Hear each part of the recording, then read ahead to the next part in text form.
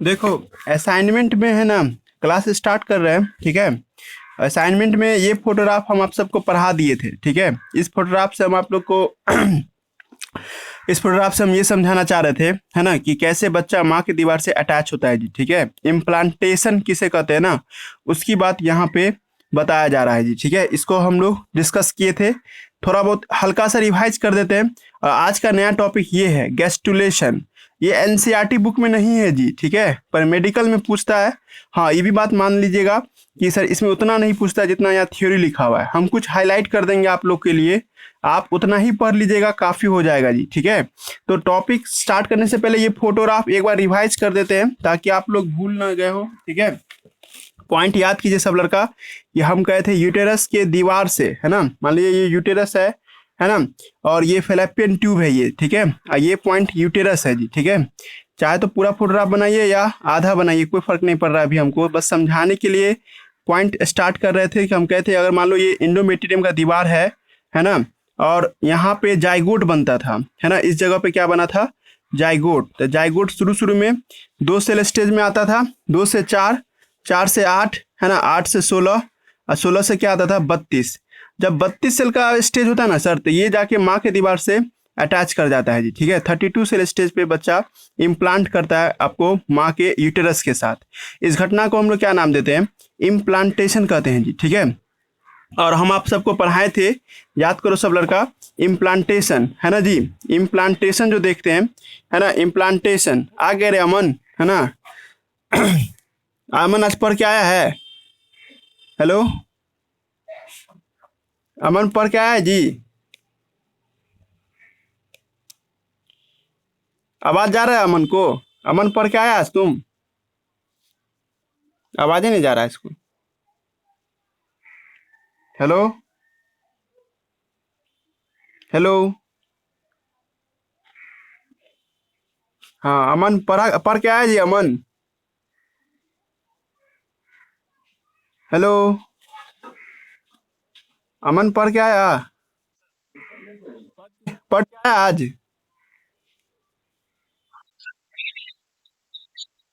हाँ तो इसका मतलब याद कैसे रहा तब, वो तो याद थोड़े कहलाएगा तब।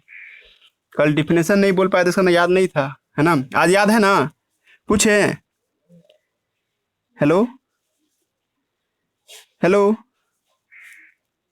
आवाज जा रहा जी अमन, जा रहा जी,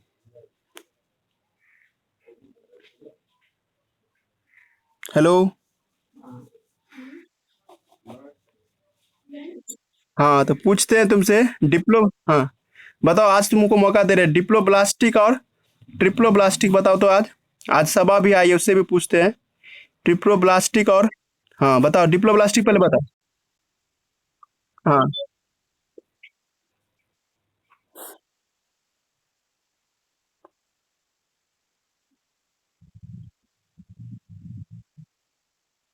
हाँ, चलो और बताओ, और क्या जानता है तुम, सही बोले हो, और बताओ, डिप्लोब्लास्टिक ट्रिप्लोब्लास्टिक।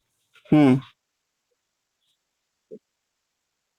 हाँ हाँ, और,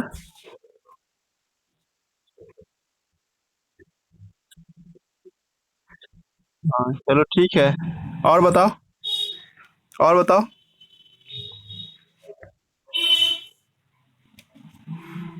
और क्या जानते हो।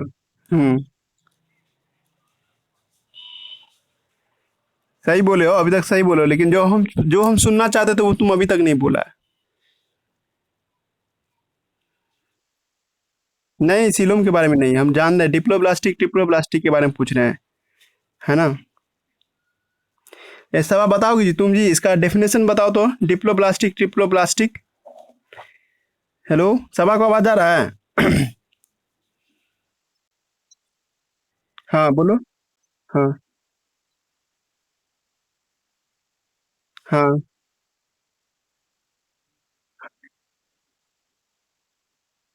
हम समझ रहे हैं लेकिन हमको, हाँ ये बात समझ गए, ठीक है, लेकिन तुम हमको एक डिफिनेशन बताओ ना, डेफिनेशन, इसका डेफिनेशन। तुम ये बता रहे हो इसका करेक्टर है कि ये 2 लेयर होता है, समझ रहे हैं हम बात, हमको एक डेफिनेशन सुनना है। ये अगर हम इसको हटा देते हैं, सीधे हम लोग ब्लास्टिक वर्ड का डिफिनेशन जानना चाहते हैं। डिप्लो माने 2 होता ही है और ट्रिप्लो माने 3 होता ही है। हम ब्लास्टिक का डेफिनेशन मांगना चाह रहे हैं। यार तुम डिप्लो ब्लास्टिक का डेफिनेशन दो ना, जो एनसीईआरटी पढ़ी हो तो बोलो, नहीं तो फिर तुम नहीं बोल पाओगी। एनसीईआरटी जो लड़का पढ़ के आया वही बोल पाएगा डिप्लो ब्लास्टिक का डेफिनेशन। ये सही बोला सब दोनों आदमी, ठीक है, कि 2 जर्म लेयर होता है, 2 लेयर होता है, उधर 3 लेयर होता है, बोले सही हो। पर बताओ, देखो अभी हम तो बोल ही दिए थे, और आप लोग को ये डिफिनेशन बोलने में आप छूट रहा था आप लोग से कि जब हम लोग माँ के गर्भ में रहते हैं ना तो जर्म लेयर बनता है। अब वो जर्म लेयर है ना, जर्म लेयर बोलना था आप लोग को अभी, ठीक है, ये नहीं बोल पा रहे थे आप लोग। जब हम लोग माँ के फीटस में रहते हैं तो जर्म लेयर बनता है। कुछ ऑर्गेनिज्म में 2 जर्म लेयर बनता है ना 2 जर्म लेयर बनता है, उसको कहते हैं डिप्लोब्लास्टिक। और 3 जर्म लेयर बनता है, उसको कहते हैं हम लोग ट्रिप्लोब्लास्टिक। अब व्हाट इज जर्म लेयर, है ना, अब वही चीज समझने जा रहे थे हम लोग जी, ठीक है। ये समझी तुम लोग, जर्म लेयर बोलना आप छोड़ रहे थे आप दोनों आदमी। जर्म लेयर क्या होता है कि जब सेल सबका अरेंजमेंट होता है ना सर, उसी को जर्म लेयर कहते हैं, ठीक है। और आज ही का वही टॉपिक है, गैस्ट्रुलेशन हम पढ़ाने जा रहे हैं आज आपको हम, ठीक है। पहले सुनिए क्या बोल रहे हैं हम, ठीक है। हम कहना चाह रहे हैं कि सर जब 32 सेल की अवस्था में, 32 सेल की अवस्था में बच्चा माँ के दीवार से चिपकता है, मान लो ये इंडोमेटेरियम का दीवार है ना, और इस इंडोमेटेरियम के दीवार से 32 सेल स्टेज में चिपकता है सर। तो जिस दिन चिपकता है उस दिन जोना पेलुसिडा का काम खत्म, जोना पेलुसिडा नहीं रहा। अब खाना पीना इंडोमेटेरियम से मिलेगा। Now cell start dividing and produce layer, 3 germ layer है ना, या 2 जर्म लेयर है ना। आफ्टर इम्प्लांटेशन है ना, सेल सब डिवाइड करके जर्म लेयर बनाता है सर। अब इसी में तुम लोग बोल रहा है बार बार कि 2 जर्म लेयर और 3 जर्म लेयर। जर्म लेयर आप लोग से छूट रहा था, ठीक है। एट इम्ब्रायोनिक स्टेज है ना, इनर सेल मास, याद कीजिए सब लड़का, इनर सेल मास ये सब 3 परतों में बदल जाता है जी, ठीक है। दिमाग लगाओ सब लड़का अभी, ठीक है। फोटोग्राफ समझ में आ रहा है ना। 32 सेल अवस्था में क्या पढ़ी थे हमसे, आपको एक किनारे किनारे सेल होता है जिसका कोई काम नहीं है सर, बस बच्चे को माँ से जोड़ने में मदद करता है। एक असली ये है सर, असली ये वाला, ये इनर सेल मास, इसका नाम क्या रखे थे हम लोग, इनर सेल मास, है ना। और अच्छे से डेफिनेशन बोलना, ये सब सीबीएसई बोर्ड वाले के लिए इंपॉर्टेंट है। बिहार बोर्ड वाला सब मेडिकल में ही पूछेगा तुम लोग से, है ना, और अच्छा क्वेश्चन पूछेगा, है ना, लेकिन गेस होगा, गेस करके हम बताएंगे तुमको क्या पूछ सकता है, ठीक है। पहले आप ये सुनो हमसे, व्हेन आपको जब बच्चा इम्प्लांटेशन कर लेता है सर, तब inner cell mass germ layer में बदल जाते हैं। और ये जर्म लेयर है ना आपको 3Y होते हैं, 3 लेयर होते हैं, 3 लेयर। और सर जब inner cell mass layer by layer बदलता है ना, इस घटना को हम लोग गैस्ट्रुलेशन के नाम से बुलाते हैं, है ना, गैस्ट्रुलेशन के नाम से बुलाते हैं। नहीं समझी तो यहाँ देखो, ये 32 सेल स्टेज है ना सर। अब आगे जाके और भी बढ़ेगा ना सेल, है ना जी। अब 7 तारीख के दिन बनता है 32 सेल स्टेज, और 7 के बाद 8 तारीख आएगा, 8 के बाद 9 तारीख आएगा।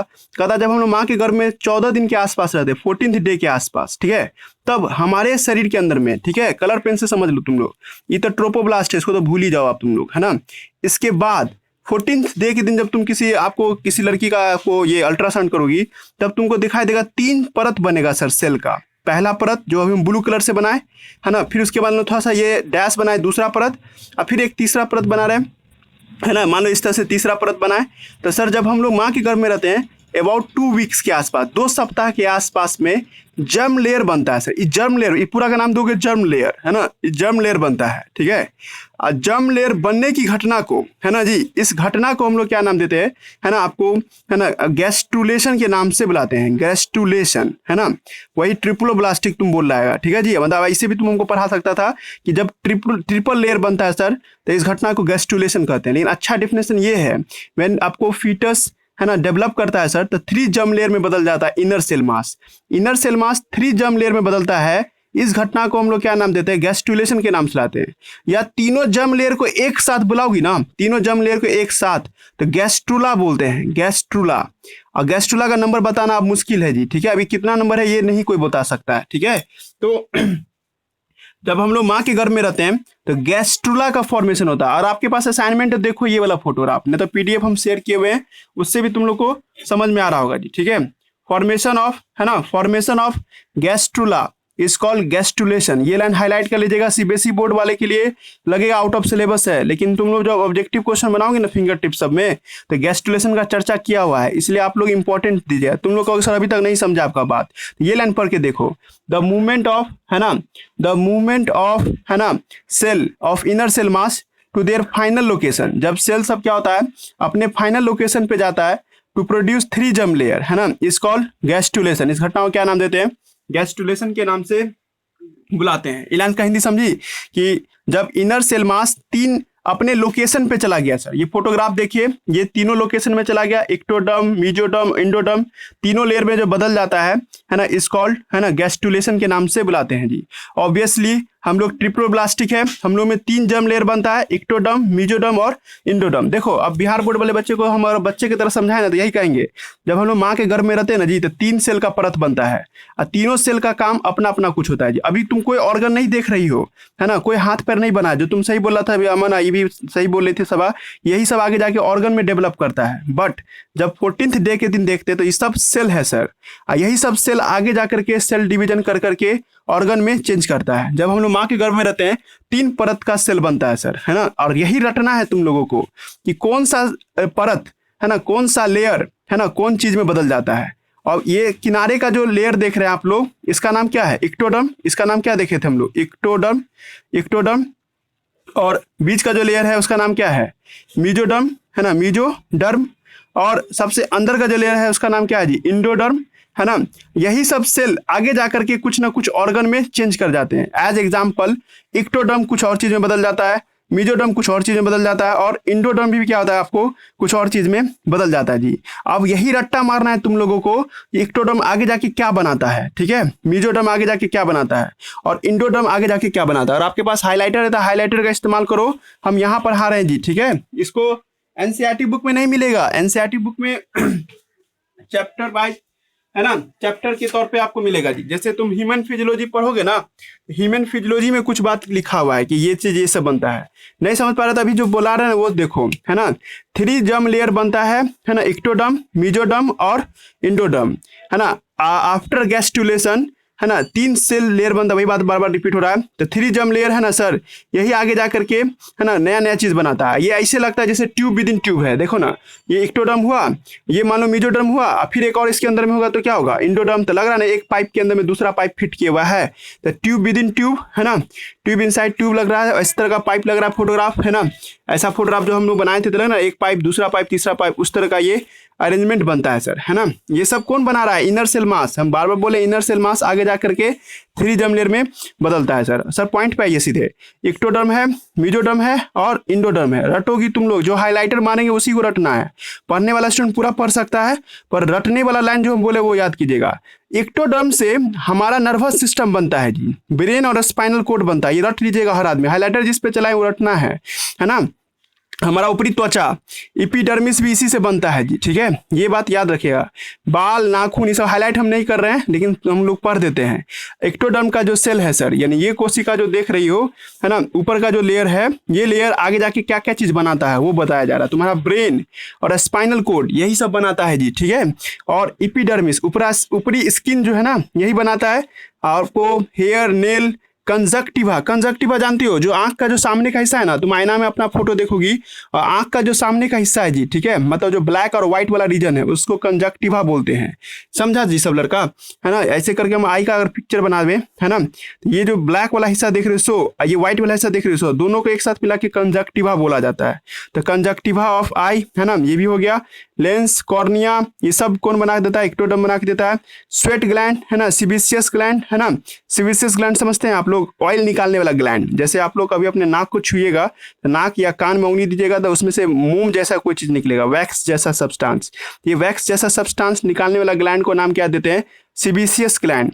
मेमोरी ग्लैंड पढ़े हुए हैं, पिट्यूटरी ग्लैंड, पीनियल ग्लैंड, ये सब तुमने 11th में सुने होगा नाम, नहीं सुना है तो अभी समझ लो, सर बोल रहे हैं। एक ग्लैंड है एक प्रकार का, एड्रिनल मिडुला, है ना, किडनी के ऊपर में एक आपको ग्लैंड होता है जी, जिसका नाम क्या है सर, आपको एड्रिनल ग्लैंड। एड्रिनल ग्लैंड का जो बीच का हिस्सा है ना जी, बीच का हिस्सा, उसको मिडुला बोलते हैं। ये सब यही बनाता है। इनर ईयर, है ना, ये नहीं पढ़ा है तुम लोग, किसी कोई भी लड़का नहीं पढ़े हो, हम बस बता देते। कान के अंदर का हिस्सा, ठीक है, हिंदी में जानो तो कान का अंदर का हिस्सा, है ना, ध्यान रखना जी, जो बोले पूरा कान नहीं बोलोगी। कान हम लोग का 3 पार्ट में बटा होता है जी, आउटर, मिडिल और इनर, और हम लोग इनर की बात कर रहे हैं। इनर ईयर कौन बनाता है, एक्टोडर्म बनाता है जी। एनामेल ऑफ टीथ, देखो ये हार्ड होगा, जो लड़की या लड़का याद करके सुना। देखो मेरा भाई है और कुछ और 2-3 लड़का था, हम उसको चैलेंज दिए थे, वो लोग चैलेंज एक्सेप्ट करके इसको एक बार में याद करके सुना दिया था।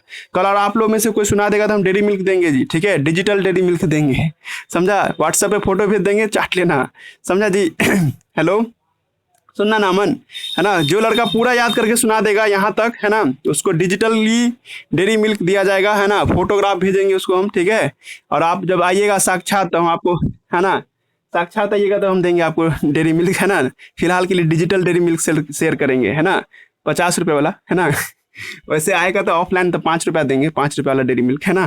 तो तो आप लोग को इतना बात याद रखना है कि ये सब चीजें, मतलब तुम्हारे मन में सवाल कभी उठा होगा ना, ये कौन बनाता है, वो कौन बनाता है, तो ये सब इक्टोडर्म बनाता है। ये 11th में वादा किए थे आप लोग से कि बताएंगे इक्टोडर्म से क्या क्या चीज बनता है। आज वो वादा पूरा हुआ कि नर्वस सिस्टम और ब्रेन को, है ना, कौन बनाता है, तो इक्टोडर्म। हम तो कहेंगे आप ये याद करो और ये याद करो, है ना। स्किन कौन बनाता है, तो इक्टोडर्म बनाता है जी, ठीक है। बाकी सब आप पे डिपेंड करता है, आप चाहो तो याद करो, नहीं याद करो तो नहीं, चल कोई दिक्कत नहीं। मेडिकल में ये सब चीज नहीं पूछता है ना। जो ये एनसीईआरटी बुक में लिखा हुआ है, 11th की एनसीईआरटी बुक में लिखा हुआ है, इसलिए हम आपको ये बता दिए। आइए मेजोड्रम पे, इसमें भी जो हाइलाइटर चलाएंगे वो जरूर याद करना ही करना है। अब पूरा याद करने पे डिजिटल डेयरी मिल्क मिलेगा, ठीक है। तो मिडिल लेयर जो है ना, प्रोड्यूस करता है डर्मिस को। डर्मिस समझते हैं, जब आप कभी देखिएगा इसको हटाएंगे ना, इस स्किन को, तो इसके नीचे भी एक स्किन होता है। जब कभी आपको आयरन से कभी पक गया होगा, आयरन लगा हो, तो देखोगे चमड़ी जब हटता है तो नीचे में एक व्हाइट चमड़ी दिखता है, उसको डर्मिस बोलते हैं। तो डर्मिस कौन बनाता है, तो मेजोडर्म बनाता है जी, ठीक है। मसल जितना भी मांस वगैरह हमारे बॉडी में, वो सब कौन बनाता है, मेजोडर्म। एक्सेप्ट किसको छोड़ करके, आइरिस को और सिलियरी मसल्स को छोड़ कर। ये आंख के अंदर में मांस होता है जी, इस मांस को छोड़ करके जितने भी मसल्स है हमारे बॉडी में है, वो सब का सब कौन बनाता है, मेजोडर्म। जो भी मांस कहोगे, बाइसेप, ट्राइसेप, ये जितना भी मांस सब देख रहे हो, ये सब, है ना, ये सब कौन बनाता है, मेजोडर्म। खाली आंख के अंदर में जो एक आइरिस और सिलियरी मसल्स होता है, फोटो दिखा दे तो चले, तो देख लो। 1 मिनट,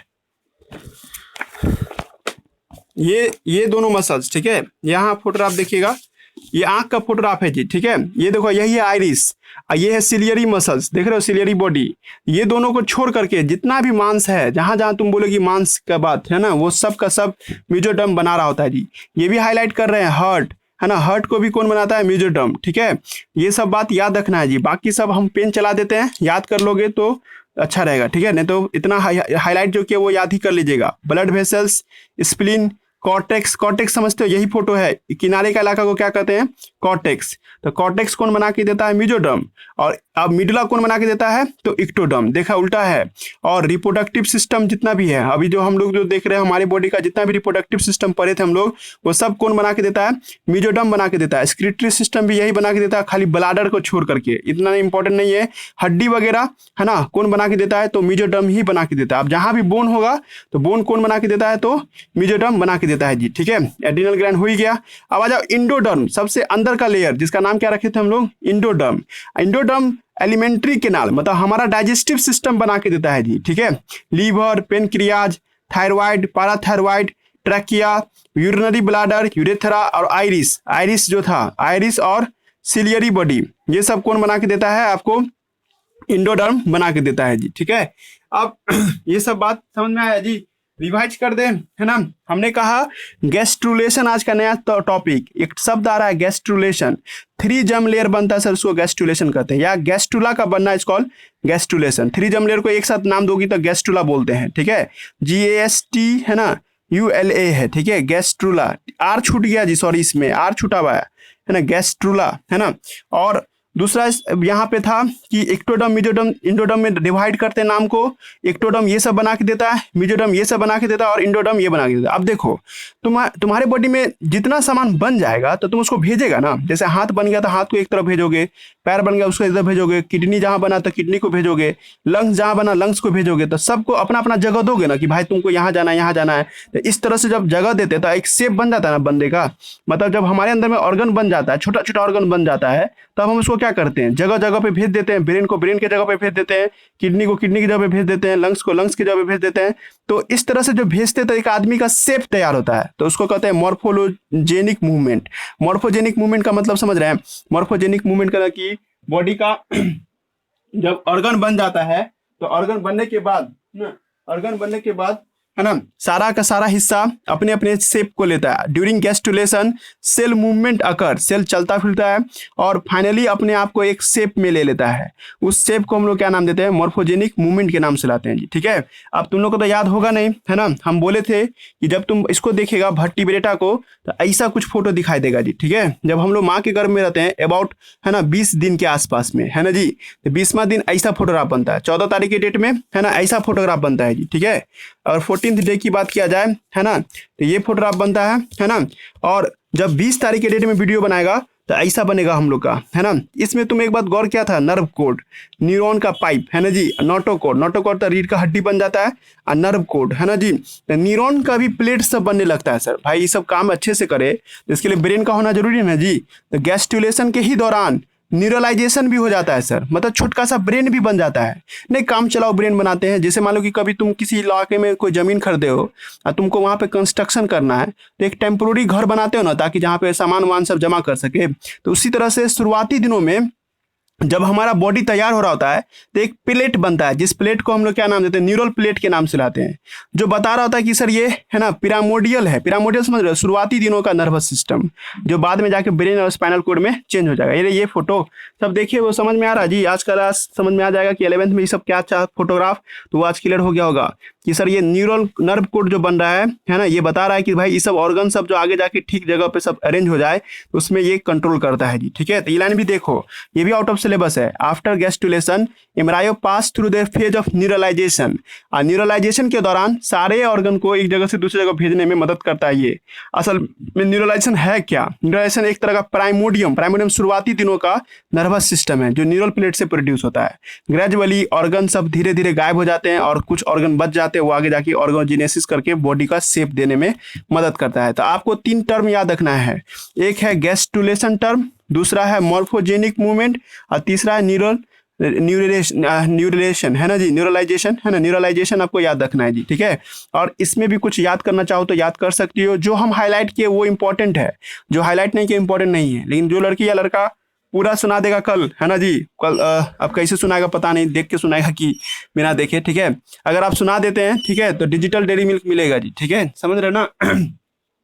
अब आगे आ जाओ, है ना, एनसीईआरटी बुक में चलते हैं। एनसीईआरटी बुक में आज हम लोग ये टॉपिक को डिस्कस करेंगे जी। ठीक है, जब आप एनसीईआरटी बुक में जब जाएंगेगा, है ना, तो आज हम लोग ये टॉपिक पे हम लोग डिस्कशन होगा, प्रेगनेंसी और एम्ब्रायोनिक डेवलपमेंट। इसी में तुमको हम प्लासेंटा पढ़ाएंगे आज। ठीक है, और देखो बहुत छोटा टॉपिक हो जाएगा, और आज अच्छा से क्लास चला जाता है तो कल हम लोग डिलीवरी कैसे होता है वो पढ़ेंगे जी, पार्चुरेशन वगैरह पढ़ेंगे जी। ठीक है, मुश्किल से 2 क्लास और है ना, देखते हैं। तो पॉइंट पे आते हैं आप सीधे, है ना, 1 मिनट।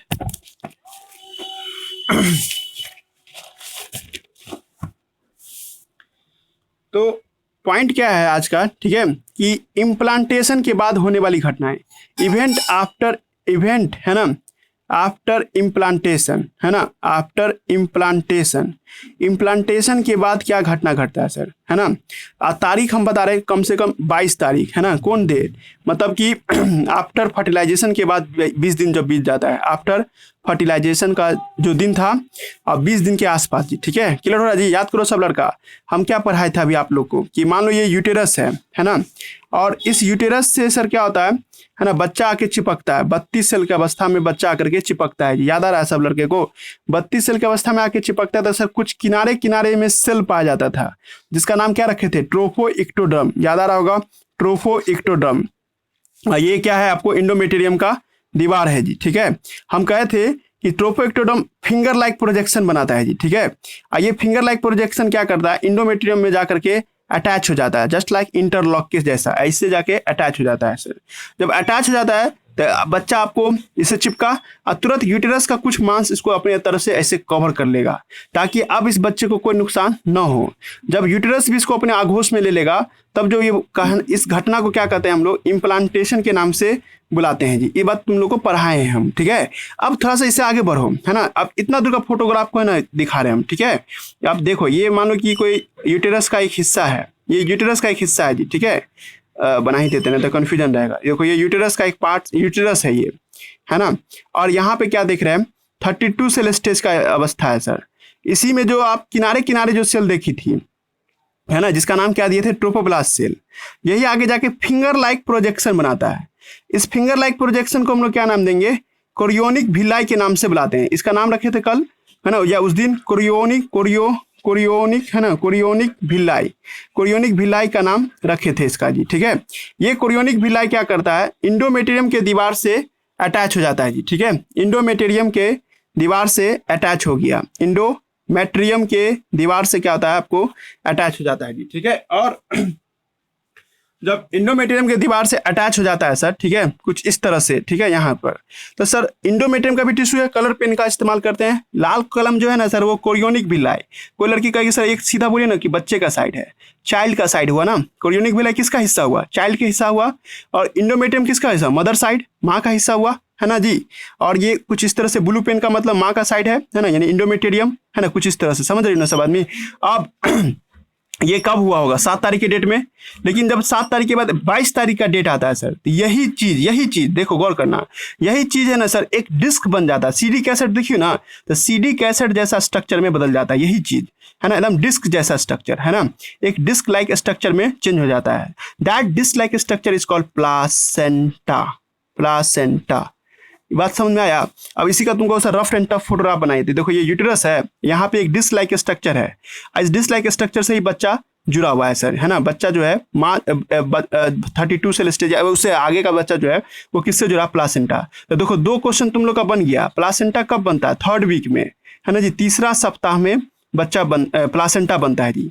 एक भारी बात क्या है, प्लासेंटा किसका हिस्सा है, बच्चे का हिस्सा है या माँ का हिस्सा है। क्वेश्चन समझा कि प्लासेंटा का जो सेल है ये किसका बना हुआ है, माँ का सेल है या बच्चे का सेल है, तो तुम जवाब देगा दोनों का है ना। मैटरनल साइड भी है, और फीटस का भी हिस्सा है, मैटरनल साइड का भी है, एंड है ना, मैटरनल साइड भी है ना, मैटरनल साइड भी है। अब बहुत जरूरी है जी। अब देखो सीबीएसई बोर्ड वाला मेडिकल का तैयारी करने वाला प्लासेंटा पढ़िए अच्छा से, आप लोग को प्लासेंटा टॉपिक से क्वेश्चन आएगा, तो हम बार बार डिस्कस कर रहे हैं। प्लासेंटा 3रा सप्ताह में बना।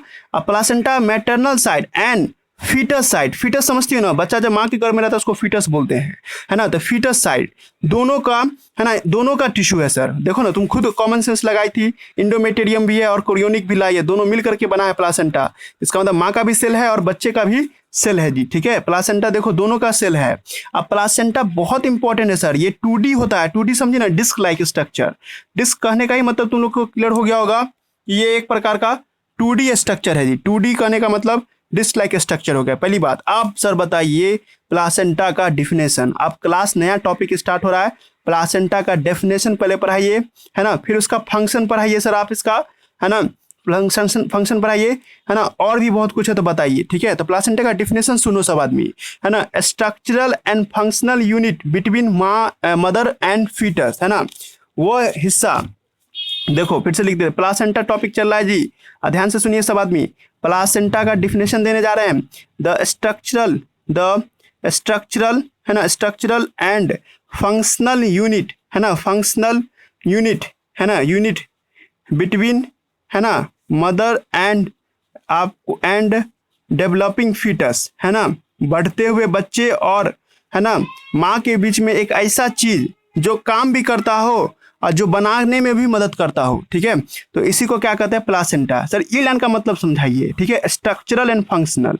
देखो फोटो से समझ जाओगी तुम लोग, है ना, कि सर बच्चे को कुछ भी चाहिए, है ना, कुछ भी चाहिए तो प्लासेंटा का राजी होना जरूरी है। जैसे तुम कभी कोई नहीं कोई है ना, जैसे तुम जानते हो ना, जेल में कभी जाते हैं ना, या जेल इतना अच्छा एग्जाम्पल नहीं होगा, हाँ, जैसे मान लो स्कूल जाती हो, ठीक है, तो स्कूल में गेट पे गार्ड होता है, ठीक है, और अंदर में बच्चा सब है, ठीक है, और तुम मान लो एज ए गार्जियन तुम लोग जा रहे हो स्कूल, ठीक है, तो तुम अपने बच्चे को कुछ सामान पहुंचाना चाहते हो तो गार्ड को देते हो, गार्ड चेक करता है कि हाँ जाना चाहिए कि नहीं जाना चाहिए, तो बच्चे को पहुंचा देता है ना। अब बच्चा वहां पे अंदर रूम में, है ना, कुछ, है ना, सामान तुमको देना चाहता है तो वो गार्ड के जरिए तुमको पहुंचा देता है। तो यही एक तरह से, है ना, एक बैरियर है सर, है ना। ये बैरियर क्या करता है ना, बच्चे को माँ से अटैच करता है। माँ को कुछ देना है बच्चे को तो इसी रास्ते से जाएगा जी, ठीक है, यहाँ से हो करके जाएगा, और बच्चे को कुछ देना माँ को तो इसी रास्ते से होके जाएगा। तो प्लासेंटा आपको बनाने में मदद कर रहा है बच्चे को, है ना, इसका अंदर स्ट्रक्चरल है। अब प्लासेंटा बच्चे को खाना पीना पहुंचा रहा होगा या बच्चे को कुछ भी मदद पहुंचा रहा होगा तो इसको क्या कहेंगे, फंक्शनल, है ना। क्लियर हो रहा है जी। नहीं समझा पाए तो धीरे धीरे आगे समझ जाओगे कि स्ट्रक्चरल और फंक्शनल कहने का क्या मतलब है। तुमको अगर सर हमको कोई बच्चे को समझाना हो कि प्लासेंटा क्या है तो क्या बोलेंगे उस लड़के के लिए, ठीक है। तो तुम उस लड़की को बताओगी कि प्लासेंटा का मतलब, ठीक है, क्या होता है, ठीक है। सो बताइएगा, किसी बच्चे को बताइएगा प्लासेंटा का मतलब। तो सर प्लासेंटा क्या करता है कि आपको help in to and fro, है ना, structure that help in the structure that help in to and fro, है ना, टू एंड फ्रो, है ना, आपको टू एंड फ्रो बिटवीन, है ना, आपको किसमें, बिटवीन मदर एंड फीटस, है ना, सामान लाना सामान ले जाना ये सब क्या करता है ना, मदर एंड फीटस के बीच में, ठीक है। मतलब नहीं समझे तो इसको हिंदी में समझिए कि सर कोई बच्चे को भूख लगा हुआ है ना, तो बच्चा तो यहाँ है ना। अब बच्चे को खाना कौन देगा था, प्लासेंटा ही इसको खाना पहुंचाएगा जी, ठीक है। अब बच्चे के बॉडी में कचरा बना तो वो इसी रास्ते से बाहर जाएगा जी, ठीक है, इसी रास्ते से आपको बाहर चला जाएगा जी, ठीक है। नहीं समझ में आ रहा जी क्या सब है, डेफिनेशन लिखे हैं अभी, ठीक है। डेफिनेशन एनसीईआरटी बुक में भी है ना, आप एनसीईआरटी बुक को भी पलटिएगा तो आपको डेफिनेशन मिलेगा, है ना। ये पेज में हम प्लासेंटा पढ़ा रहे जी, ठीक है। यहाँ तक पहले पढ़ देते हैं, अगर कुछ छूट गया तो फिर उसके बाद बता देंगे, ठीक है। After implantation finger like projection appear on the trophoblast cell, जिसका क्या नाम दिए थे, कोरियोनिक विल्लाई, समझ में आ रहा था। विच सराउंडेड विद द यूटेरस का टिश्यू, जो किसके साथ घिर जाता है, यूटेरस के टिश्यू के साथ, माँ के ब्लड के साथ घिर जाता है जी, कोरियोनिक विल्लाई। अब यहीं पे हाईलाइटर चलाओगी तुम लोग, है ना, chorionic विल्लाई and uterine tissue become integrated, है ना, इंटरडिजिटेड मतलब क्या, एक दूसरे से इस तरह से फंसा हुआ है ना, विथ द आपको each other and join to form structural, यहीं से हाईलाइटर अलग तरीके से हाईलाइट कीजिएगा, structural and functional unit between developing embryo is called, है ना, and maternal body is called placenta. देखो इसी से तुम लोग समझ गया होगा, प्लासेंटा माँ का भी सेल है और बच्चे का भी सेल है ना, और माँ और बच्चे के बीच में कनेक्शन करने में मदद करता है सर। और समझाइए प्लासेंटा को लेकर के। तो प्लासेंटा, है ना, सप्लाई ऑक्सीजन, ये ऑक्सीजन देता है बच्चे को और खाना पीना देता है बच्चे को, और जो बच्चा कचरा बनाता है उस कचरा को भी बाहर करता है प्लासेंटा। मतलब प्लासेंटा बहुत इंपॉर्टेंट टर्म है, और प्लासेंटा से ही बच्चे को खाना पीना मिलता है। बहुत सारा सवाल उठ रहा होगा तुम्हारे दिमाग में, पहले अभी हम पूरा कर लेते हैं अपना बात, तब तुम्हारा सवाल भी सुनेंगे जी, ठीक है। चलिए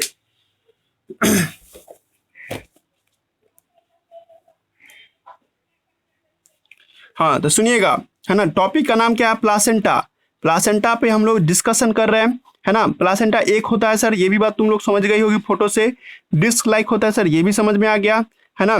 और सर ये बहुत इंपॉर्टेंट है, फंक्शनल एंड स्ट्रक्चरल यूनिट है, फंक्शनल एंड स्ट्रक्चरल, है ना, स्ट्रक्चरल यूनिट है जी, ठीक है। दोनों बात समझ में आ रहा था जी, ठीक है। ये बात क्लियर हो रहा है जी, हम क्या बोल रहे हैं। अब नया बात क्या है सर अभी हम लोग के लिए, है ना, इसके अलावा प्लासेंटा के इसके बाद के अलावा, ठीक है सर। देखिए सर, बच्चा जो है ना प्लासेंटा से डायरेक्ट नहीं जुड़ा हुआ है, गौर करोगे तुम लोग फोटोग्राफ में, सर ये बच्चा हुआ, ठीक है। ये बच्चा है ना जी, आपको प्लासेंटा यहाँ पर है सर, ये तो बच्चा डायरेक्ट नहीं जुड़ा हुआ है सर प्लासेंटा से। इससे जुड़ा होने के लिए एक अम्निकल कोड आता है, जिसको आप हिंदी में नाभि कहते हैं।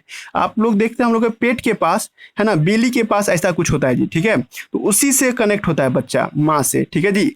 अब बच्चा इसमें है ना, आपको यहाँ से, ठीक है, देखना प्लासेंटा से ही क्या होता है, तो गौर कर रही हूँ सब क्या बोल रहे हैं कि बच्चा प्लासेंटा से तो जुड़ा हुआ है, माँ से भी जुड़ा हुआ है सर, ठीक है। लेकिन उसके लिए एक पाइप का भी इस्तेमाल किया, जिसका नाम क्या है आपको, अम्निकल कोड, है ना। गौर कीजिएगा सब लड़का, कुछ हो सकता है ऊपर से चला जा रहा होगा, पर हम कोशिश कर रहे हैं जी, ठीक है।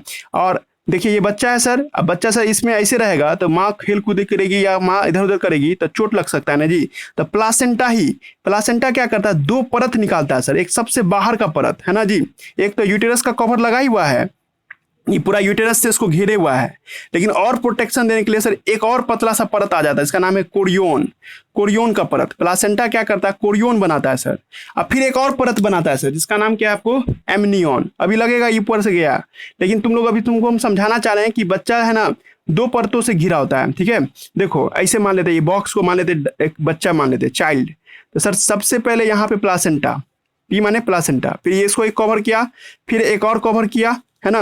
अब फिर उसके बाद यूटेरस का कवर है सर, है ना। इतना कवर के अंदर रहता है बच्चा, है ना। ऐसा नहीं कि डायरेक्ट बच्चे तक पहुंच जाएगा कोई भी डॉक्टर, है ना, बहुत सारा चीर चार करेगा तब पहुंचेगा। एकदम पतला पतला परत होता है ये, है ना, पॉलीथीन जैसा परत होता है। जो सबसे बाहर का परत है इसका नाम कोरियोन है, इसे पढ़ाएंगे कोरियोन क्या होता है, और एमनियन। है ना। अभी तुमको ये सब हम नहीं बता रहे हैं, हम प्लासेंटा पे फोकस कराना चाह रहे हैं तुम लोग को। हम ये बोलना चाह रहे हैं कि इसमें पानी से डूबा रहता है ये बच्चा, पूरा पानी इसमें भरा रहता है जी। तो बच्चे का मुंह में भी पानी जा रहा होगा, है ना, पूरा प्रेशर इसमें रहता है। बच्चे को भूख लगेगा ना, तो उसको कैसे खाना मिलेगा? प्लासेंटा से।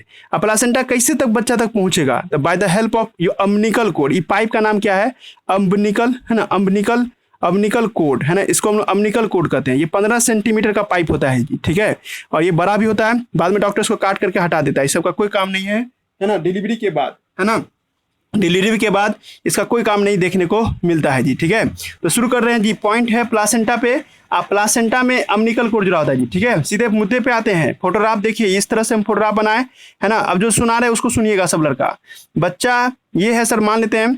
अब बच्चे को खाना पीना चाहिए, तो अम्बिलिकल कोड के जरिए वो प्लासेंटा से जुड़ जाता है और प्लासेंटा खाना पीना देता है माँ के जरिए। अब देखो, इतना दूर का इलाका है ना जी, इतना दूर का इलाका, इसको जूम कर रहे हैं, बड़ा सा फोटोग्राफ बना के दिखा रहे हैं इतना दूर के इलाका को, है ना जी। तो मान लेते हैं सर ये बच्चा है ये, ठीक है। तो बच्चा से क्या आ रहा था? Umbilical cord. और तुम सब जानती है अम्बिलिकल कोड में खून का पाइप होगा, एक लाल तार होगा, एक ब्लू तार होगा, तुम सब जानती है। इसको आर्टरी और वेन के नाम से बुलाते हैं।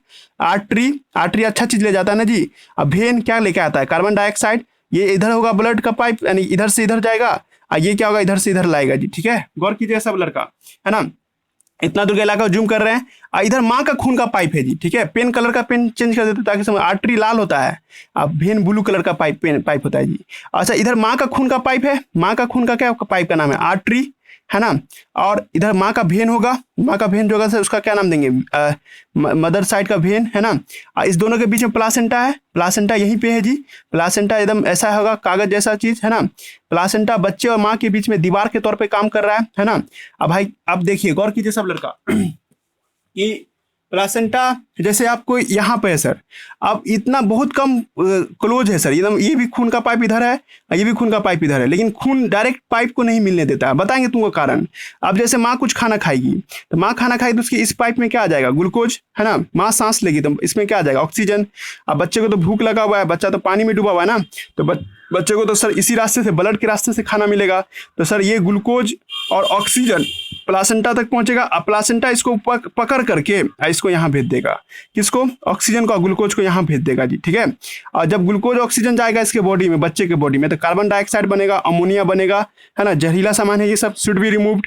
और शुड बी रिमूव होने के लिए सर, तो बॉडी तो पूरा पैक है, यहाँ तो हो नहीं सकता बाहर निकलता। ये भी क्या करता है? ब्लड के रास्ते से वेन में डाल देता है, यहाँ से वेन फिर प्लासेंटा लेता है, उसको फिर यहाँ डाल करके माँ के बॉडी से बाहर कर देता है, यानी कि इस तरह से एक्सचेंज करता है जी, ठीक है। समझ में आ रहा है जी बात सब? प्लासेंटा पढ़ा रहे हमारे आप लोग को, है ना। बोलिएगा। एक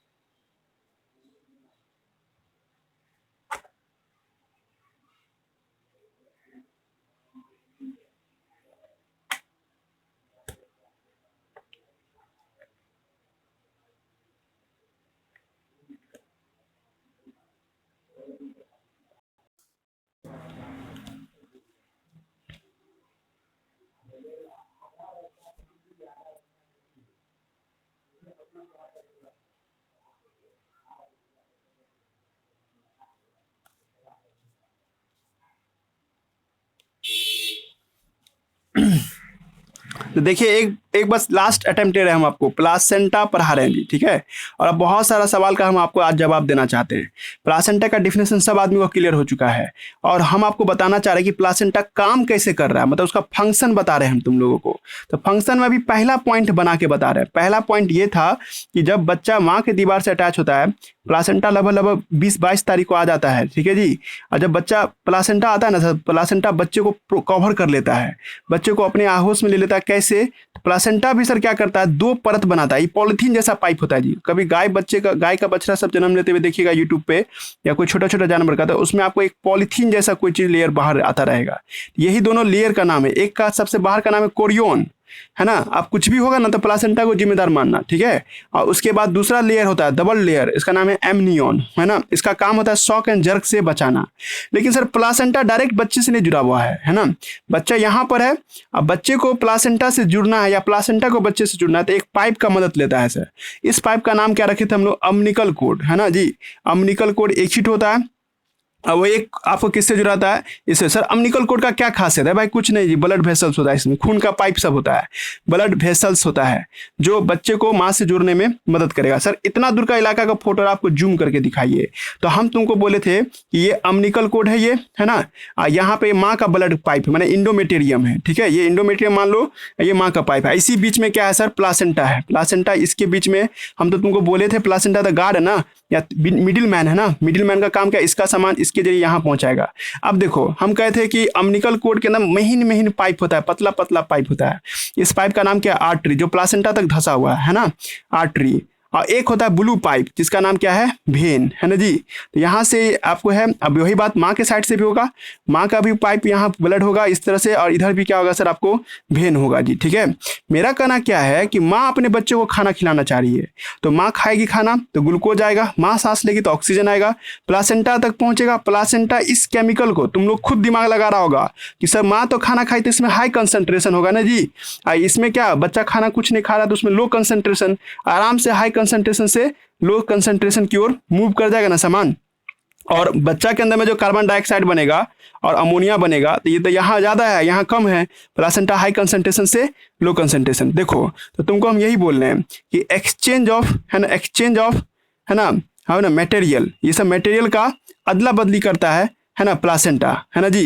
प्लासेंटा का काम क्या होता है कि मटेरियल का आपको अदला बदली करता है बाय किस आधार पे, डिफ्यूजन के आधार पे। अब तुम लोग की तरफ से सवाल आता, यानी कि हम इसको एक और तरीके से पढ़ा सकते थे। क्वेश्चन ये होता कि सर माँ का ब्लड ग्रुप ए पॉजिटिव है, मान लेते कि माँ का ब्लड ग्रुप, है ना, मदर ब्लड ग्रुप, है ना, माँ का ब्लड ग्रुप, है ना, ए पॉजिटिव है, मान के चलो था के लिए। अब बच्चे का ब्लड ग्रुप बी पॉजिटिव है, चाइल्ड का जो है ना ब्लड ग्रुप बी पॉजिटिव है सर, ठीक है। ऐसा कैसे हो गया, तुम्हारे मन का एक सवाल होगा कि सर माँ का ब्लड ग्रुप ए पॉजिटिव है, हाँ बच्चे का ब्लड ग्रुप बी पॉजिटिव है, तो क्या खून मिक्स नहीं होता है, माँ का ब्लड अब बच्चे का ब्लड मिक्स नहीं होता है? तो जवाब तुमको दे रहे हैं नहीं मिक्स होता है जी, प्लासेंटा बैरियर के तौर पे काम करता है। कोई लड़का या लड़की को दिमाग में ये बैठा होगा कि जैसा माँ का ब्लड ग्रुप वैसा ही उसके बच्चे का ब्लड ग्रुप हो, ऐसा जरूरी नहीं है ना।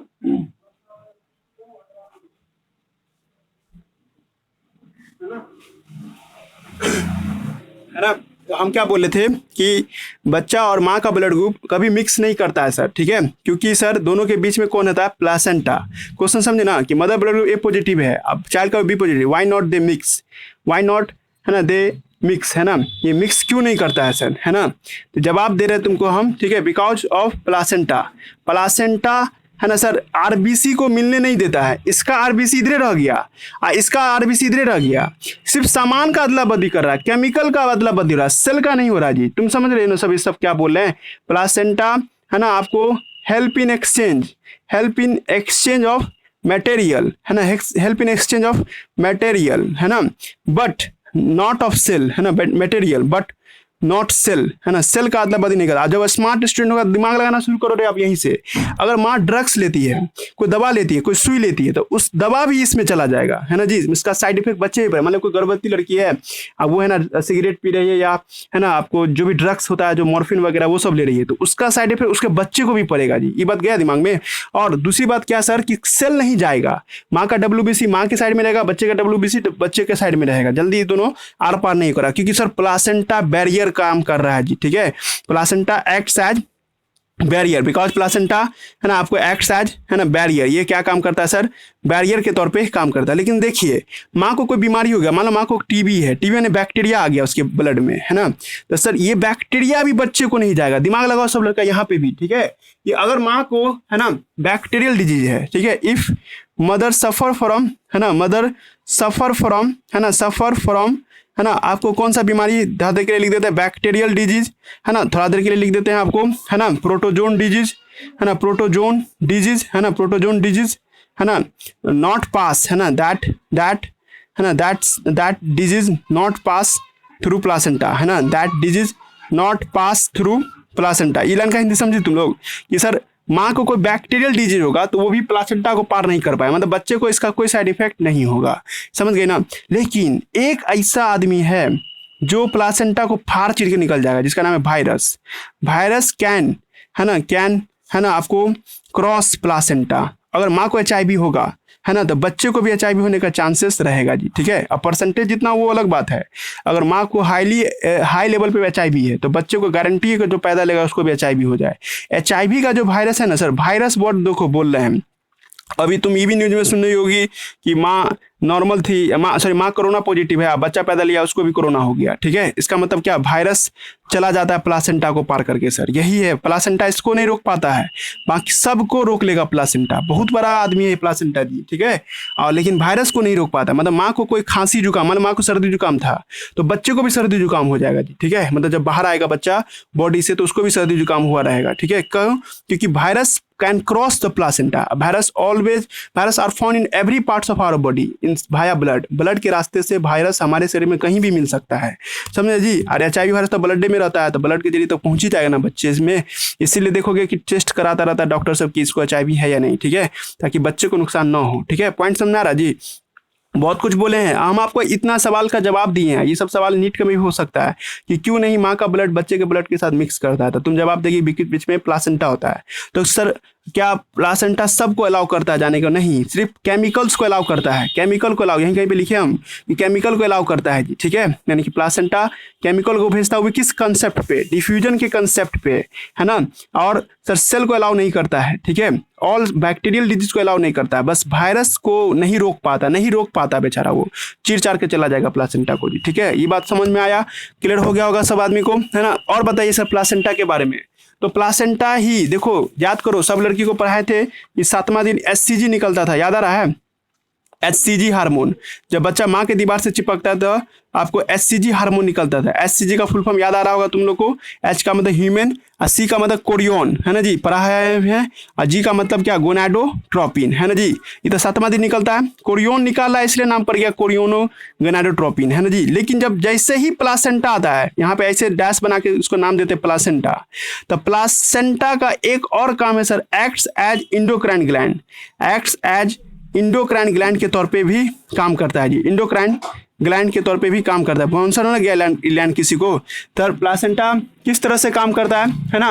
तो प्लासेंटा इंडोक्राइन ग्लैंड के तौर पे भी काम करता है। सर समझ में आ रहा होगा, लाइन प्लासेंटा इंडोक्राइन ग्लैंड पे काम करता है तो क्या क्या निकालता है सर? HCG भी निकालता है, प्रोजेस्टेरोन भी निकालता है, दिमाग लगाओ सब लड़का, प्रोजेस्टेरोन भी निकालता है, एस्ट्रोजन भी निकालता है। प्लासेंटा निकाल रहा है जी, ठीक है।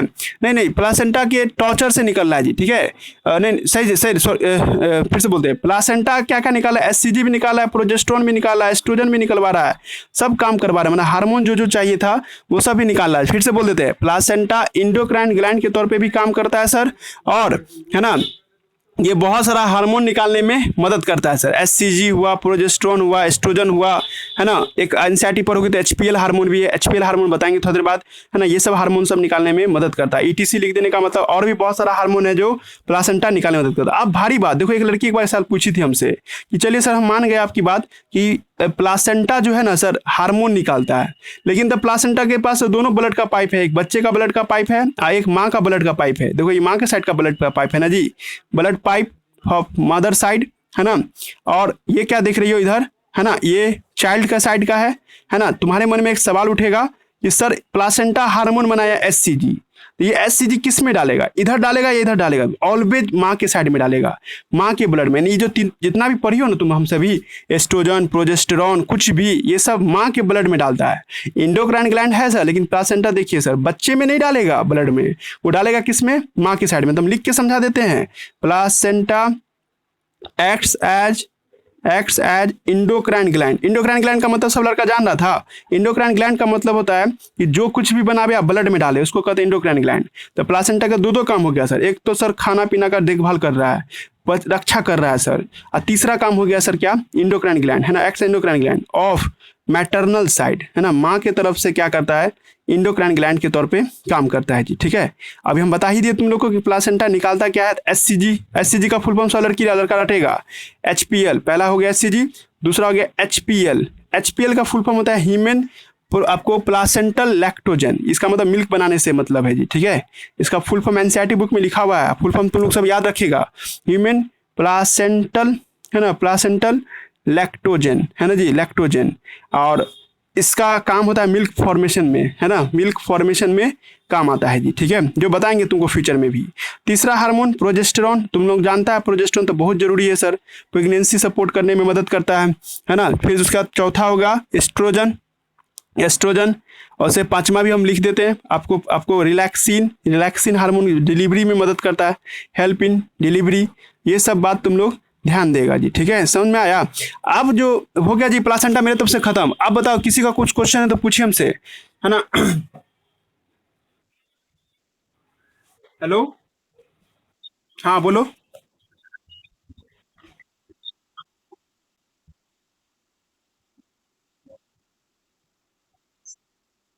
नहीं, आ भी सकता है, हाँ। ये देखो, ये बात डिपेंड करता है कि माँ का फिटनेस कैसा है, ठीक है, और माँ का बॉडी में वायरस कितना पहुंचा है।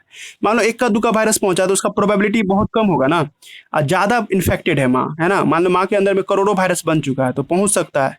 जैसे जैसे एग्जाम्पल के तौर पे मान लेते हैं, है ना, कि माँ 9 मंथ का प्रेगनेंसी शो कर रही थी और अंतिम महीना में उसको एचआईवी का वायरस का थोड़ा सा हिस्सा गया है। तो एचआईवी का वायरस को 6 महीना लगता है किसी सेल पे शरीर पे कब्जा करने में। तो इस हिसाब से जो बच्चा डिलीवर होगा तो उसको तो एचआईवी नहीं ना होगा जी, समझ में आया मेरी बात।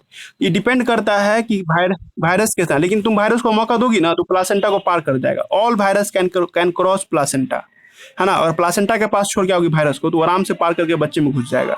या बच्चा से माँ में, बच्चे से माँ में, तो माँ से ही बच्चे में जा सकता है ना, बच्चा तो अभी न्यूट्रल था। हाँ बोलो, और बोलो, किसी को कुछ पूछना है प्लासेंटा पे पूछिए, है ना। प्लासेंटा टॉपिक मेरे तरफ से खत्म हो गया। मैंने आपको डिफिनेशन पढ़ाया, मैंने उसका काम बताया। प्लासेंटा का 3 काम हम तुमको समझाए। एक तो सर बच्चे और माँ के बीच में कनेक्शन स्टेबलाइज करता है।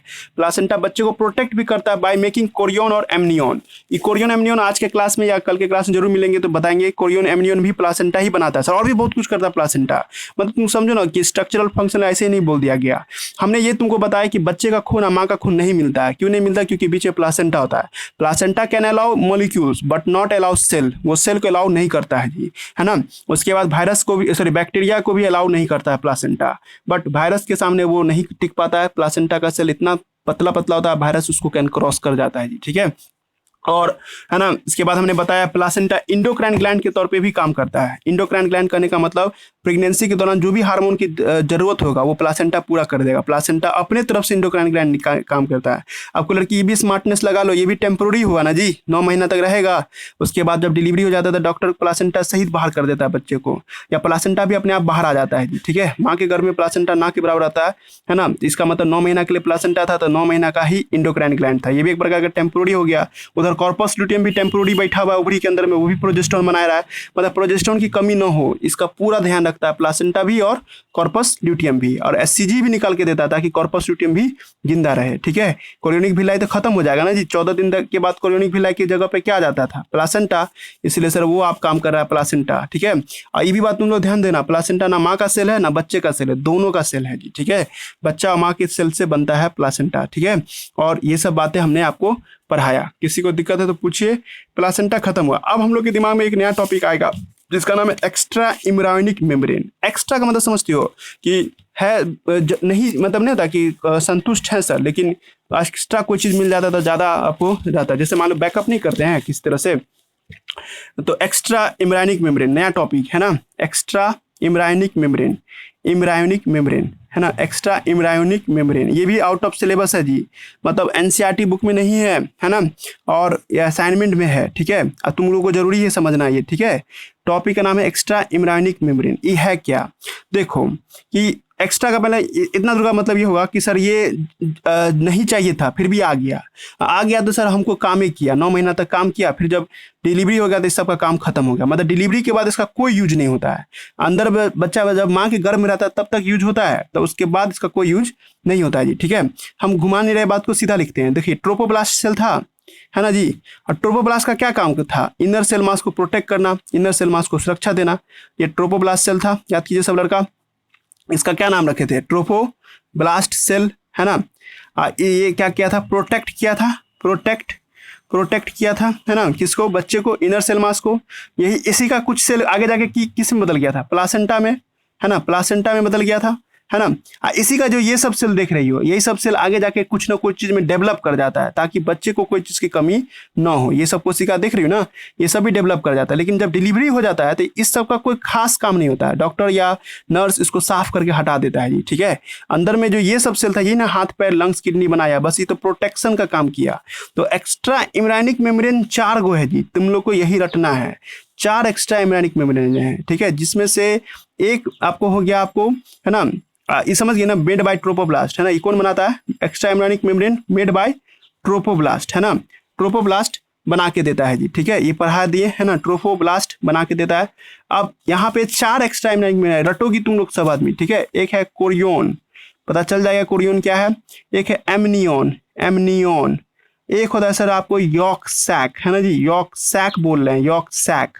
और चौथा एलन ट्वाइस, है ना जी, एलन, एलन ट्वाइस, है ना, एलन ट्वाइस होता है जी, ठीक है। ये 4 एक्स्ट्रा इम्ब्रायनिक मेम्ब्रेन है। प्लासेंटा को तुम एक्स्ट्रा इम्ब्रायनिक मत कर देना, ये तो हम तुमको बार बार बोले थे कि इसका भी सेल और माँ का भी सेल दोनों आ रहा है जी, तो इसको तुम कैसे कर दोगे ट्रोपोब्लास्ट, है ना। ट्रोपोब्लास्ट का हिस्सा थोड़े है placenta, placenta is also part of the maternal side, इसलिए तुम प्लासेंटा को एक्स्ट्रा इम्ब्रायनिक मेम्ब्रेन नहीं कहोगे, यही चारों का नाम रटोगे जी, ठीक है। सर बताइए, ठीक है, तो बताने का पॉइंट यहाँ से शुरू होता है कि ये यूटेरस है ना, और ये यूटेरस के बाद बच्चा जब माँ की दीवार से चिपकता है तो क्या बनाता है, प्लासेंटा।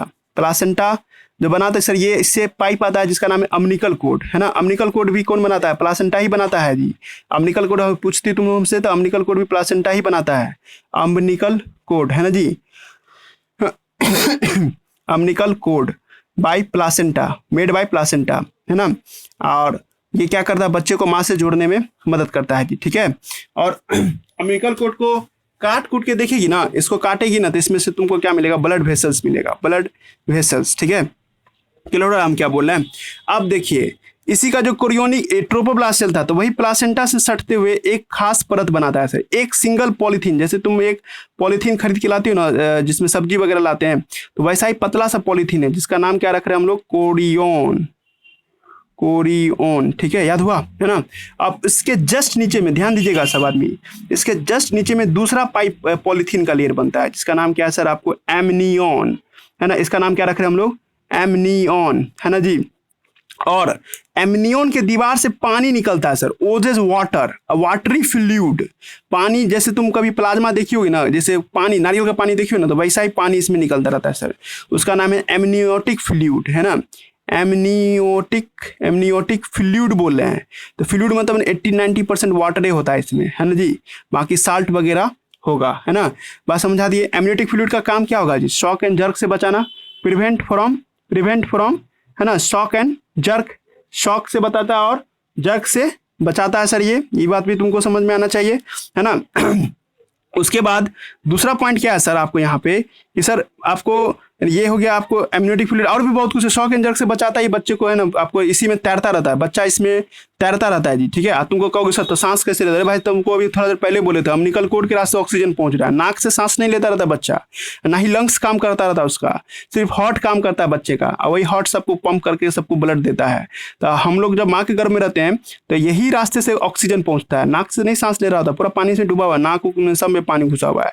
जब डिलीवरी हो जाता है तब बच्चा नाक से सांस लेना शुरू करता है जी, ठीक है, वो भी 2 मिनट के बाद, है ना, डिलीवरी के 2 मिनट के बाद। तो ये हो गया। अब याद करो सब लड़की, ठीक है। एक पॉइंट है कि सर जब अंडे को जब देखते हैं ना, मुर्गी का अंडा जब देखिएगा तो उसमें एक पीला रंग का कोई चीज दिखाई देगा, है ना। इसको हिंदी में जर्दी बोलते हैं, इंग्लिश में इसको यॉक बोलते हैं, यॉक। पर हम यॉक नहीं पढ़ाए, हम यॉक सैक लिखे हैं। सैक का मतलब क्या होता है, थैली। और जब तुम इसको अंडा उबाल दो, इसको हटा दोगे तो तुमको एक कैविटी दिखाई देगा, और उसी कैविटी में तुमको रहता है ये, ठीक है। इस कैविटी का नाम है यॉक सैक। कुछ गया बात, क्या बोले, एक यॉक जहां पाया जाता है सर, उस जगह को हम लोग यॉक सैक बोलते हैं। यॉक सैक एक प्रकार का थैली है सर, नॉट यॉक। वो पीला रंग का हिस्सा जो देखते हो उसको यॉक कहते हैं, लेकिन हम कह रहे हैं वो पीला हिस्सा जहां पे रहता है ना, उस जगह को कहते हैं यॉक सैक, ठीक है जी। यॉक सैक से ही यॉक बनता है जी, ठीक है। ये यॉक चर्बी का चीज होता है जी, चर्बी होता है एक प्रकार का। ये चर्बी है ना सर, बच्चे को खाना देता है। तुम कभी मुर्गी का अंडा देखोगी ना, तो उसमें जाइगोट यॉ है, एकदम चुटकी सा जायगोट होता है जी। उस जायगोट का प्लाज्मा में इतना बड़ा चीज को पकड़ के रखे रहता है। ये सब चीज जो है ना, व्हाइट वाला हिस्सा और ये वाला हिस्सा जो देखती हो पीला वाला हिस्सा, ये बच्चे का खाना है।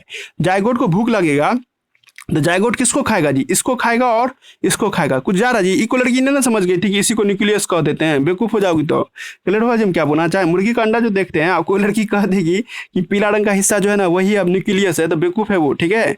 असल में बहुत चुटका सा सेल होता है सर यहाँ, और उसी का प्लाज्मा में इतना फैल जाता है सर कि ये इतना बड़ा हिस्सा, उसके प्लाज्मा में के अंदर में जो साइटोप्लाज्म है, वो साइटोप्लाज्म पीला रंग का भी हिस्सा रखता है और व्हाइट रंग का हिस्सा रखता है। ये दोनों खाना है किसके लिए? जायगोट के लिए, जो हम लोग उबाल के खा जाते हैं जी, ठीक है, समझे ना।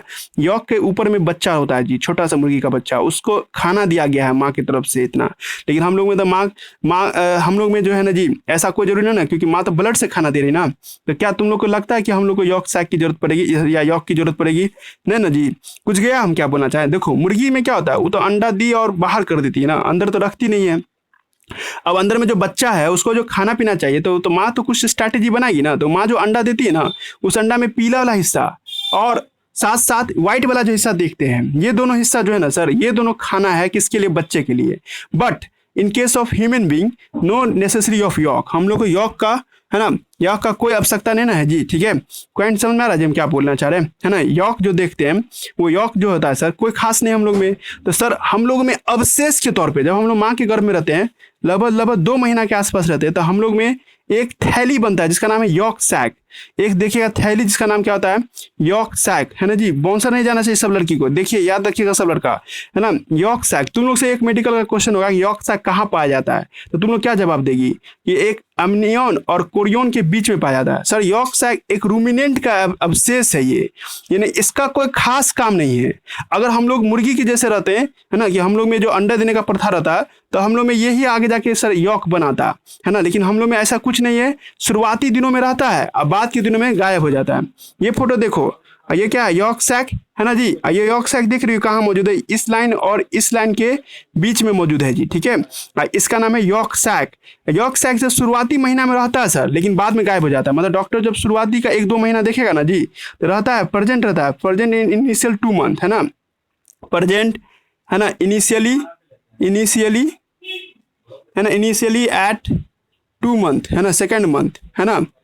आफ्टर दैट डिसअपियर, उसके बाद इसका कोई काम नहीं है, उसके बाद ये गायब हो जाता है जी। गया समझ में? गया बात समझ में? हो गया होगा। इसका यॉक सैक का मतलब समझा दिए, एमनियन का मतलब समझा दिए, और कोरियोन भी बता दिए जी, ठीक है। कोरियोन भी हो गया और एमनियन भी हमने आपको बता दिया जी, ठीक है। यहाँ तक किसी को कोई दिक्कत नहीं होना चाहिए। अब एक बात और है सर, एलन ट्वाइस, ये बात देखो, एलन ट्वाइस जी, सब लड़का याद देखो, एलन ट्वाइस। ये जो एमनियन ये देख रहे हो ना, अम्निकल कोड, इसके ऊपर में कवर होता है जी, इसके ऊपर में देखो लड़का सब गौर से, ये अम्निकल कोड बनाइए सर आप, है ना। अम्निकल कोड है ना, इसके ऊपर में एक कवर होता है जी, उसके ऊपर से एक कवर दिखाई देता है, जिस कवर का नाम क्या है सर? आपको इस कवर का नाम है सर एलन ट्वाइस। देखो जैसे मान लो ये पेन है, तो पेन का नाम दे दो एमनियन, सॉरी अम्निकल कोड, है ना। और इसके ऊपर में है सर ये ऐसा मेरा हाथ, इसका नाम है एलन ट्वाइस, है ना, एलन ट्वाइस। देखा जी, अम्निकल कोड के ऊपर एकदम चमचमाता हुआ हिस्सा होता है जिसका नाम है एलन ट्वाइस, ठीक है। एलन ट्वाइस के नाम से बुलाते हैं जी, ठीक है। क्लियर हो रहा है जी? चारों एक्स्ट्रा एम्ब्रियोनिक मेम्ब्रेन समझ में आया? एक बार रिवाइज कर लो और उसके बाद इस पे हम लोग थोड़ा सा डिस्कस कर लेंगे, द एंड कर देंगे। देखिए यूटेरस है ना, बच्चा है, प्लासेंटा है, प्लासेंटा बच्चे से कनेक्ट करने के लिए अम्निकल कोड बनाया, प्लासेंटा इसको घेर लिया ताकि सर इसको शॉक एंड जर्क नहीं हो। पहला घेरा, फिर हवा भरा रहा इसमें, और फिर इसके अंदर में दूसरा घेरा लगाया, फिर इसके अंदर में पानी से भरा हुआ है, ये इलाका पूरा पानी से भरा हुआ है। इसका नाम था कोरियोन, इसका नाम था एमनियन। तुम लोग समझ गया आउटर लेयर का नाम क्या है? कोरियोन, इनर लेयर का नाम क्या है? एमनियन, है ना। उसके बाद कहा था इस दोनों के बीच में एक थैली होता है, इसका नाम है yolk sac. Yolk sac not yolk, ये एक थैली है जो बाद में गायब हो जाए, कोई काम का नहीं हम लोगों में, क्योंकि हम लोग है ना बच्चे को जन्म देते हैं, ना कि अंडे को। जो मुर्गी हो सब होता है या बर्ड्स वगैरह सब होता है या सांप वगैरह या मेढक वगैरह सब देखते हैं, उसमें यॉक सैक में यॉक बनता है और वही यॉक खाता है बच्चा। लेकिन हम लोग में तो माँ के ब्लड से खून ऑक्सीजन खाना मिल रहा होता है, इसलिए हम लोग को यॉक सैक का आवश्यकता नहीं पड़ता है, 2-3 महीना में गायब हो जाता है। अब आता है सर आपको अम्निकल कोड के ऊपर में एक चमचमाता हुआ लेयर होता है सर, ये चमचमाता हुआ लेयर का नाम क्या है? एलन ट्वाइस, है ना जी। अगर किसी को सांस लेना हो ना, है ना, अगर माँ के गर्भ में breathing organ, primary breathing organ, है ना जी, प्राइमरी ब्रीदिंग ऑर्गन है ना, ब्रीदिंग ऑर्गन सांस लेने में मदद करता है जी, कुछ हद तक ऑक्सीजन को लेने में मदद करता है जी, ठीक है, ये एलेंटोइस। सर इसका भी कोई खास काम नहीं है, लेकिन सर माँ के गर्भ में जब हम लोग रहते हैं तो सर ब्लड सेल बनाने में मदद करता है, ब्लड सेल आरबीसी डब्ल्यूबीसी यही बना के देता है जी। अभी हड्डी फड्डी थोड़े बना है, हड्डी फड्डी तो 1.5 महीना के बाद बनता है, उससे पहले बच्चे को सांस उस लेना हो, ब्लड बनाना हो तो कौन बनाता है सर आपको, है ना, आपको एलेंटोइस बनाता है। एलेंटोइस का 2 काम है, प्राइमरी ब्रीदिंग ऑर्गन सांस लेने में मदद करता है जब हम लोग माँ के गर्भ में रहते तब, है ना, और साथ साथ है ना जी ब्लड और है ना आरबीसी सब बनाने में मदद करता है, डब्ल्यूबीसी बनाने में मदद करता है जी। बाकी प्लासेंटा हम पढ़ा दिए, एक्स्ट्रा एम्ब्रियोनिक मेम्ब्रेन समझा दिए, एमनियन समझा दिए। देखो एक क्वेश्चन है मेडिकल का, क्वेश्चन क्या है मेडिकल का, पूछेगा हीमेन का प्लासेंटा कैसा होता है, हीमेन प्लासेंटा नेचर। क्वेश्चन समझा, हीमेन का प्लासेंटा का नेचर, है ना, इसका क्या नेचर है जी, ठीक है। पहला ऑप्शन देगा है ना एमनियन टाइप, है ना, एमनियन टाइप, है ना, मतलब प्लासेंटा का नेचर एमनियन बनाना, है ना। दूसरा ऑप्शन दे देगा कोरियोनो एमनियन, है ना, कोरियोनो, है ना, कोरियोनो एमनियन, है ना, एमनियन।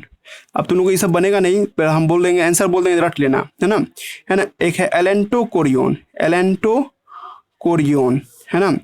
एक चौथा ऑप्शन दे देते हैं हम लोग एलेंटो एमनियन, है ना, एलेंटो एमनियन, है ना जी। तो आप इस पे टिक मारिएगा, एलेंटो कोरियोन, है ना जी। प्लासेंटा का नेचर है एलेंटोइस बनाना और कोरियोन बनाना जी, ठीक है, इसका यही नेचर है। एमनियन है ना जी, असल में कहीं और से आता है, यहाँ से आता है एलेंटोइस से। पहले पढ़ा कुछ क्या बोले, ऊपर से गया तो रट लो ना।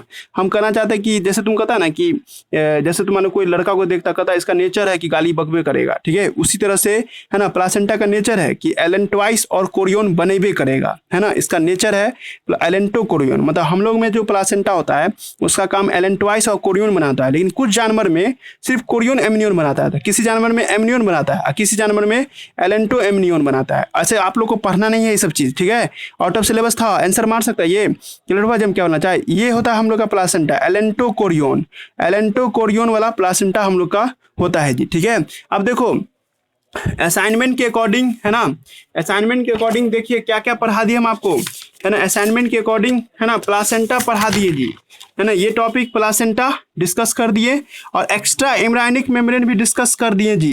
एक्स्ट्रा एम्ब्रायनिक मेम्ब्रेन क्या होता है ये डिस्कस कर दिए हैं। कल का क्लास में हम लोग ये पढ़ेंगे कि हम लोग जब माँ के गर्भ में रहते हैं तो कौन महीना में कौन सा ऑर्गन बनता है, हार्ट कब बनता है, हाथ पैर कब बनता है, उंगली कब बनता है, डिजिट कब बनता है जी, ठीक है। कल एनसीईआरटी बुक खत्म कर देंगे जी, ठीक है। एनसीईआरटी बुक में भी हमने आपको यहाँ तक पढ़ा दिया है, ठीक है, इस जगह तक पढ़ा दिया है। कल का क्लास जब होगा तो कल मैक्सिमम खत्म हो जाएगा, देखो इसके बाद 1 पेज रह जाएगा जी, ठीक है। और कल एनसीईआरटी बुक पहले खत्म करेंगे, तब असाइनमेंट एक दिन और लेकर के असाइनमेंट में प्रेगनेंसी है ना पार्चुरेशन सब पढ़ेंगे जी, ठीक है। कल का क्लास पक्का खत्म हो जाएगा, कल या परसों जुड़वा किसे कहते हैं वो पढ़ा देंगे, है ना। जुड़वा बच्चा क्या होता है वो कल के क्लास में हम लोग डिस्कस कर लेंगे जी, ठीक है। ये यहाँ तक किसी को कोई दिक्कत है तो पूछ लो, अभी नहीं तो क्लास एंड होगा, यूट्यूब पे डाल देंगे, देख लीजिएगा। पासवर्ड अभी वही रहेगा, 9-10 में जुड़ने की कोशिश कीजिएगा, 9-10 से हम पढ़ाने की कोशिश करेंगे जी, ठीक है, ज़्यादा पढ़ा पाएंगे, ठीक है। और जिसको कोई कुछ पूछना है तो पूछ लो, नहीं तो टॉपिक खत्म हो गया आज का, है ना जी, यहाँ तक हो गया। Okay bye.